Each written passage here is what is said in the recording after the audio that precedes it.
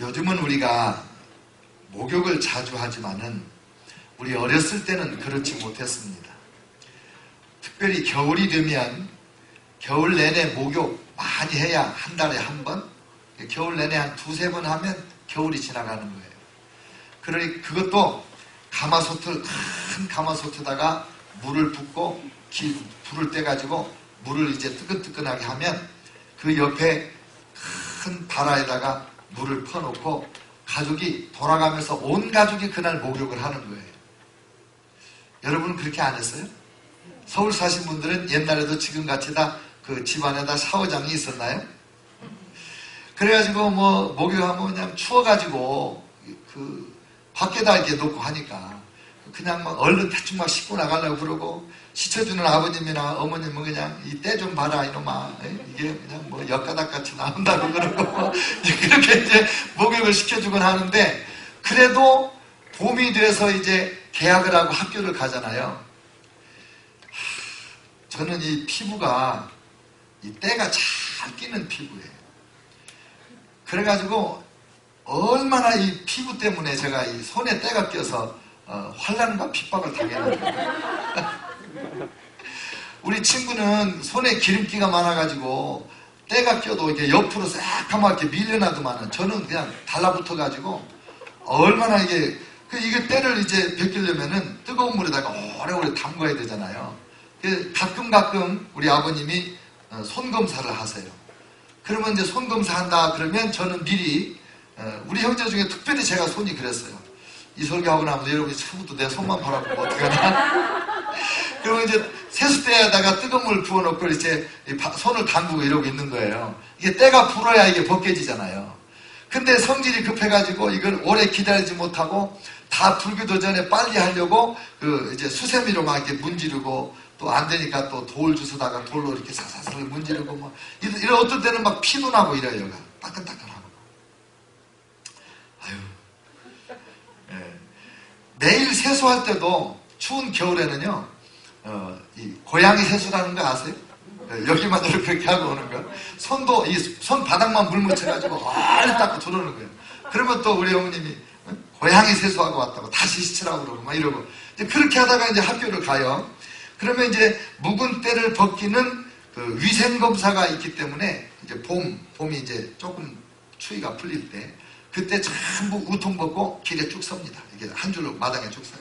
그러면 선생님 막대기를 가지고 다 이렇게 무릎, 그래도 우리는 좀 눈치가 있으니까 이렇게 씻고 가는데 어떤 아이들은 그냥 오는 거예요. 겨우내 목욕 안 한 상태로. 그러면 이 무릎에 꼭 그 무릎 덮개를 씌우는 것 같이 시커멓게 그런 아이들 있어요. 그럼 선생님이 막대기로 이렇게 긁어요. 이거 봐라 이 말만 하얗게 줄이 그어져요. 아우, 우리 다 그렇게 컸어. 너네 엄마도 그랬어. 예, 그러면 이제 내과로 가요. 내과로 가가지고 뭐 이렇게 등목도 해주고, 뭐 이쪽에는 여학생들, 이쪽에는 남학생들 해가지고 막 발 담그고 발 씻고 무릎 씻고 이랬거든요. 근데 사람의 몸에 때도 빨리빨리 안 벗기고 묵으니까 그렇게 힘들더라고요. 그렇게 힘들어요. 하물며 한 사람이 죄를 오래 지으면서 그 죄를 회개를 안 했다고 생각해 보세요. 예를 들면 40년 동안 한 번도 목욕을 안 한 다음에 목욕을 하는 것처럼 40년 동안 자기 죄를 한 번도 뉘우치지 않은 사람이 그때서 예수 믿고 죄인인 걸 깨달았다. 눈물 콧물 쏟는 것이 지극히 정상 아니겠어요? 떼굴떼굴 굴르는 게 당연한 거 아니겠어요? 그 묵은 때 벗길 때 얼마나 아프겠어요? 이 손등에 때도 벗길 때 피나고 아픈데 온 영혼의 때가 덕지덕지 말라붙어 있다면 얼마나 아프겠냐 이거예요. 더군다나 한 개인 아니고 한 민족이 수십 년 동안 수백 년 동안 죄를 지었다. 근데 그 죄를 벗겨내려고 할 때 얼마나 고통스럽고 얼마나 아프겠는가. 오늘 본문에는 바로 그 묵은 때를 벗기는 것이 얼마나 힘든가를 말해주는 그런 본문이에요. 요시아라고 하는 어린 왕이 8살에 왕이 됐는데 16살 됐을 때 하나님을 깊이 사모하고 하나님을 만납니다. 그리고 26살 됐을 때 하나님의 성전을 사모해서 성전 수리를 대대적으로 실시를 했는데, 아무리 명령해도 성전 수리를 안 하던 그 제사장이나 이런 사람들 말 안 들으니까 이 왕이 명령을 내려가지고 박스를 갖다 놓고 구멍을 뚫어서 거기다 돈을 넣게 했잖아요. 그래서 이제 돈이 꽉 차면 그걸 뜯어서 그 돈으로 성전 수리를 하게 했는데, 성전 수리를 하려고 박스를 딱 열어보니까 밑바닥에서 율법책이 한 권 나왔다. 그 말씀을 읽을 때 왕이 너무 두렵고 떨려서 자기 옷을 다 찢었어요. 너무 하나님 앞에 죄송하고 하나님의 심판이 무서워서 왕이 벌벌 떨면서 옷을 찢었다. 그리고 나서 이제 23장에서 그 하나님의 말씀, 그 율법책에 따라서 왕이 진두지휘를 하면서 민족 역사의 때를 벗기는 개혁의 새 역사를 시작합니다. 제일 먼저 1절부터 3절까지 보면 왕이 모든 장로들, 모든 제사장들, 모든 예루살렘 주민들과 남녀노유 백성들을 다 불러 모읍니다. 그리고 모든 백성들과 함께 그 귀에 발견한 율법책을 읽어주는 거예요.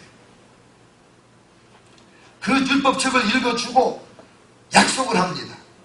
왕이 단 위에 서서 여호와 앞에서 언약을 세우되 마음을 다하고 뜻을 다하여 여호와께 순종하고 그의 계명과 법도와 율례를 지켜 이 책에 기록된 이 언약의 말씀을 이루게 하리라 하며 백성이 다 그 언약을 따르기로 하니라. 왕과 온 백성이 한 마음으로 이 말씀대로 하겠습니다. 이 말씀에 기록된 대로 우리가 모든 죄를 버리고 모든 우상을 버리고 하나님 앞에 바르게 서보겠습니다. 결단을 했어요. 근데 생각보다 일이 커요. 너무 일이 커요. 이 4절부터 오늘 16절까지 읽은 내용이 바로 묻고 묵은 죄, 수백 년 왕정시대, 나중에 보면 뭐라고 평가를 하냐면 사무엘이 이제 마지막 사사고 사무엘이 사울왕 다윗왕 이렇게 세우잖아요. 사무엘 때로부터 지금 남유다가 멸망할 때까지 500여 년의 그 왕정시대 동안에 한 번도 이 요시야 왕과 같이 개혁을 하거나 요시야 왕과 같이 백성들이 하나님 앞으로 돌아오는 이런 부흥이 일어난 적이 없다는 거예요. 그래서 쭉 살펴보면서 이제 하나하나 제거합니다.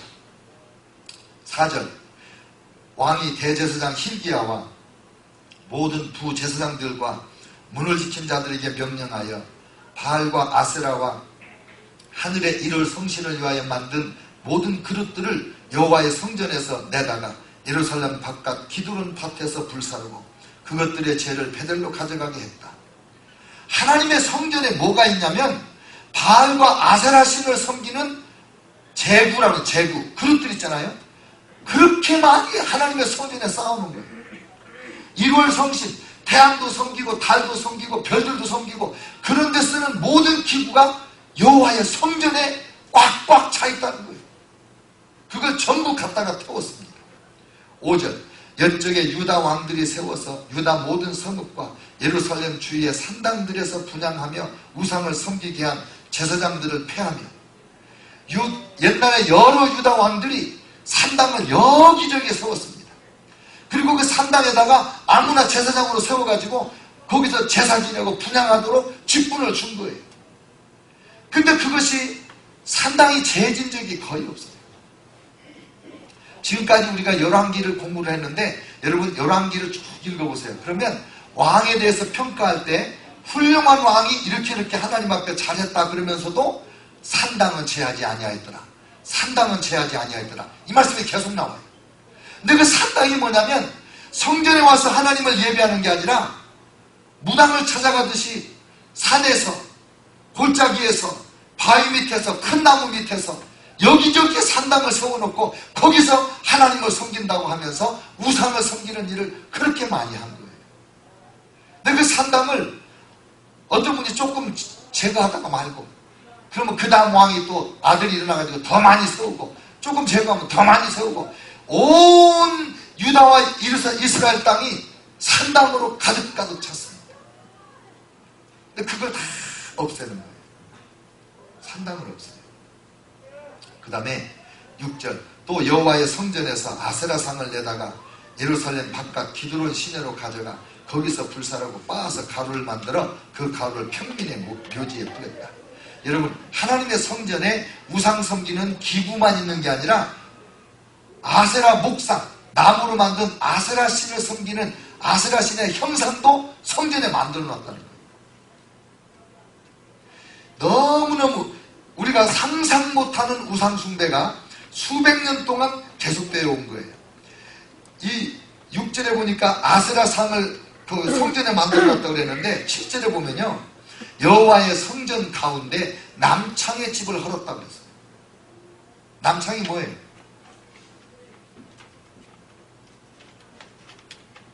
남창이 몸 파는 남자들입니다. 여호와의 성전에 몸 파는 남자들이 있었다. 어떻게 그랬느냐? 그 신전이, 그 성전 가운데 남창의 집이 있었는데 아세라를 위하여 휘장을 짜는 처소다. 아세라 신이라는 우상을 섬기는 여인들이 아세라 신을 위하여 휘장을 만드는 그 장소에서 남자 창남들에게 몸을, 하나님의 성전에 창남이 있었다는 거예요. 창남이. 얼마나 하나님의 성전이 더럽혀진 거예요. 그동안에 좀 착한 왕, 훌륭한 왕들이 나왔어요. 좀 전에 히스기야 왕, 그 이전에 여호사밧 왕, 이런 왕들이 있었지만은 이 왕들이 여호와의 성전에 있는 이 모든 우상들을 제거하지를 못했어요.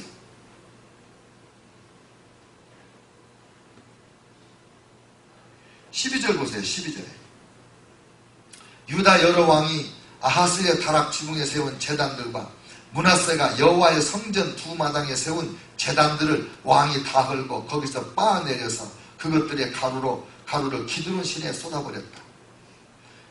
이 요시야 왕의 아버지가 므낫세인데, 이 므낫세 왕이 하나님의 성전에다가, 성전 뜰에다가 우상 섬기는 기둥들을 세우는 거예요.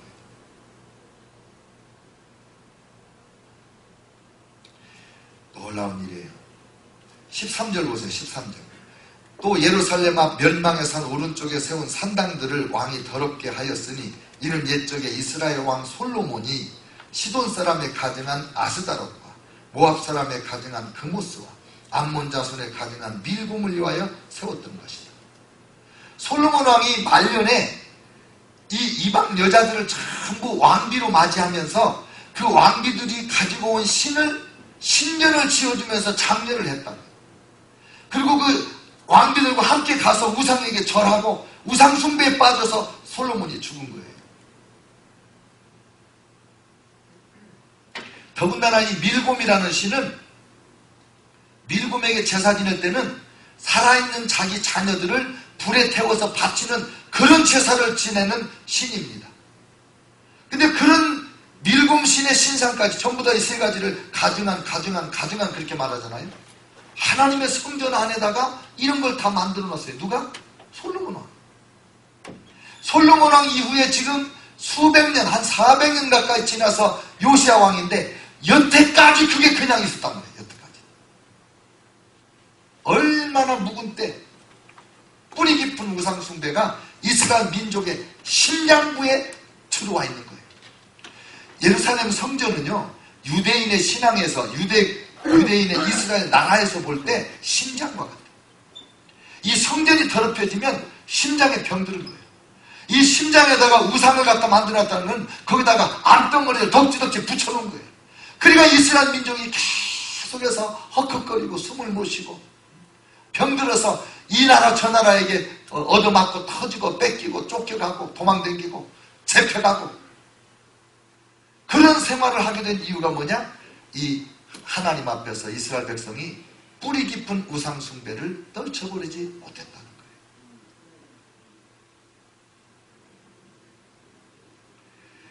이게 하루아침에 어느 한 왕이 이렇게 만들어 놨다면 이렇게 이거 하기에도 바빴을 거예요. 그런데 가랑비에 옷 젖는지 모른다고 여러 왕들이 조금 더 하고 조금 더 하고 조금 더 하고 이런 거예요.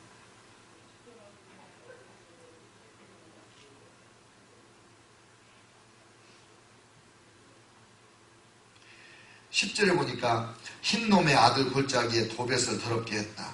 몰록에게 자녀들을 불살라 바치던 우상숭배 장소였어요. 11절 태양 숭배를 위해 드린 말과 태양 수레가 있어요. 태양 수레라는 거에다가 이 태양 숭배를 위하여 바친 말이 있어요. 그 말들을 키우는 마구간이 따로 있어요.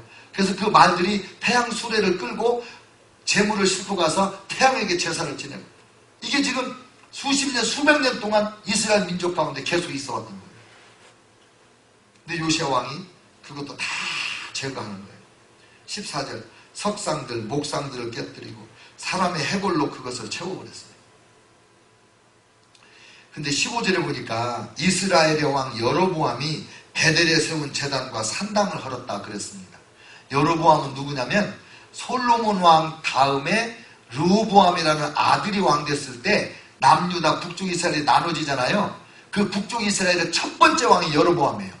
그 여로보암 왕이 세운 제단과 산당이 북쪽 이스라엘 멸망하고 나서도 여지까지 그냥 있다가 이 요시야 왕이 드디어 그것을 헐어버리는 거예요.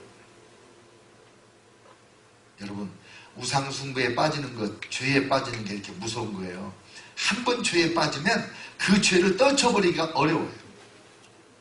그냥 습관이 돼가지고 별 거부 반응 없이 그냥 그 죄 가운데 살아가는 거예요. 대대로 그 죄를 짓고 사는 거예요.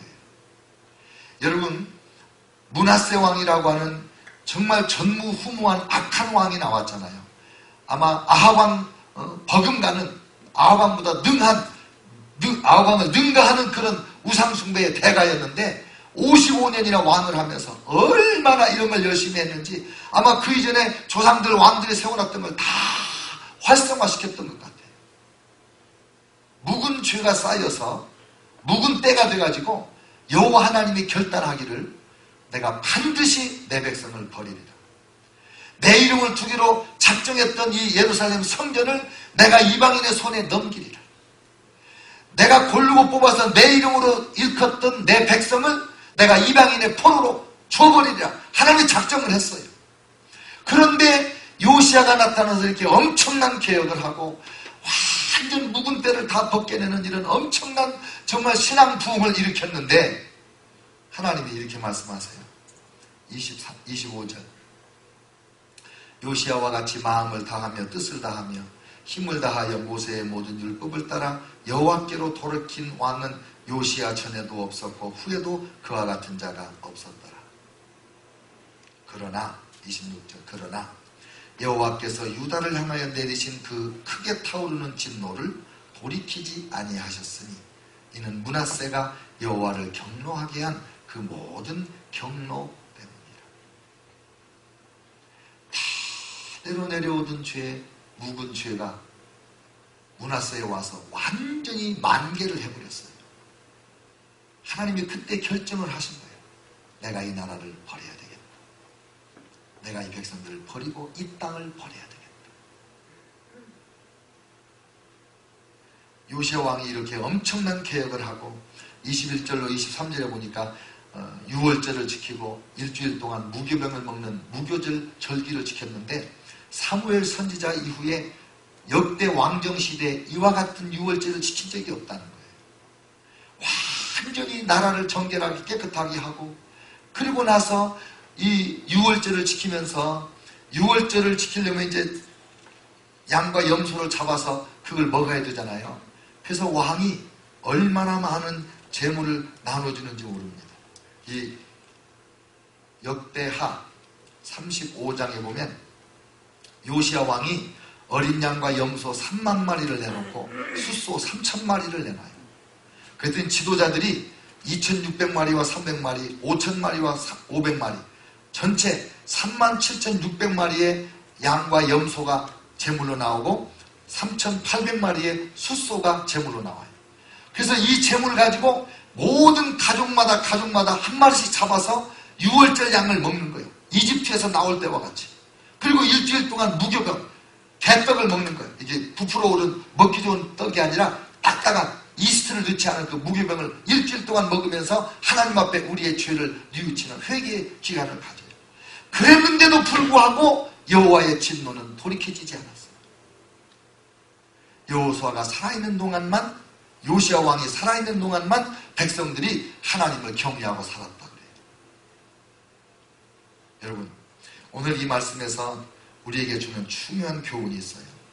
요시야가 비록 8살의 왕이 됐지만 그의 아버지로부터 선한 모본을 보고 이렇게 자란 건 아니지만 특별히 하나님의 은혜를 입어서 그 어린 소년이 여호와 하나님을 사모하고 하나님을 찾고 16살에 결심을 하고 하나님을 섬기기로 작정을 하고 그때부터 하나님을 사모하는 마음이 성전을 사모하는 마음으로, 성전을 사모하는 마음이 율법책을 발견하는 마음으로, 율법 하나님의 말씀을 사모하는 마음이 이와 같은 대대적인 개혁을 통하여 이스라엘의 묵은 때를 완전히 벗겨버리는 대역사를 이루게 됩니다.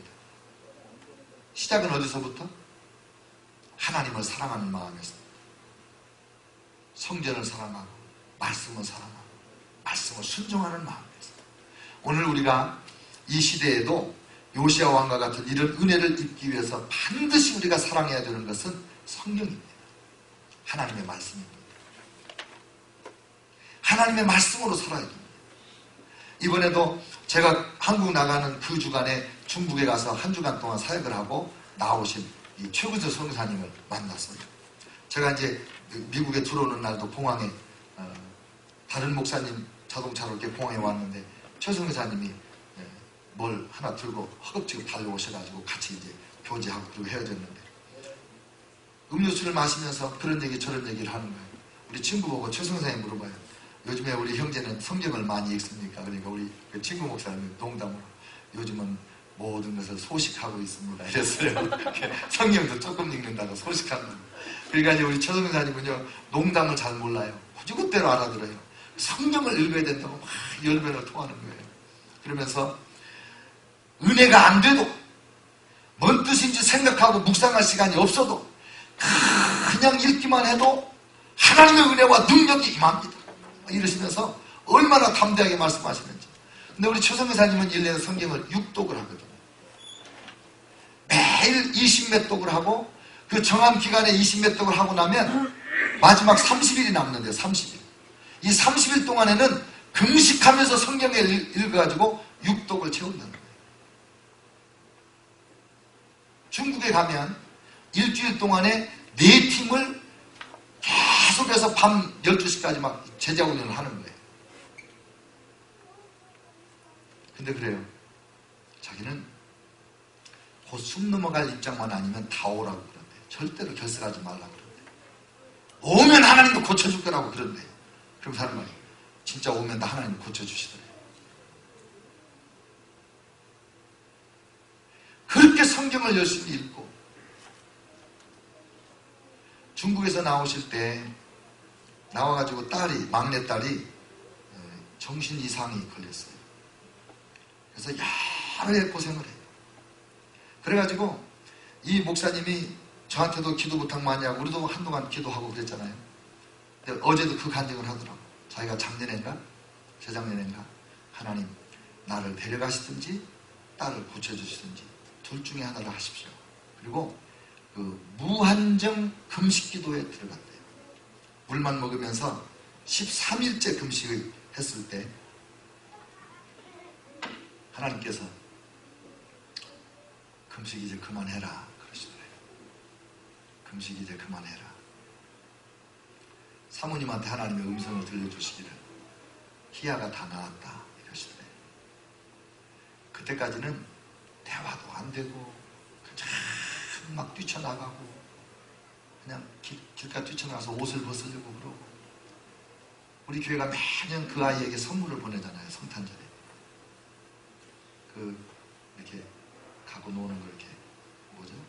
그런 거 보내주면 그렇게 갖고 놀고 근데 그 금식을 중단하고 이제 하나님을 고쳐주신다고 했으니까 믿고 그때부터 조금씩 정신이 돌아와서 지금은 원활한 대화가 될 만큼 됐다고 그래요. 절대적으로 믿어요. 하나님을 절대적으로 신뢰해요. 하나님의 말씀을 가까이 하고 많이 읽으니까 이 말씀하신 하나님을 믿는 믿음이 강하게 일어나는 거죠.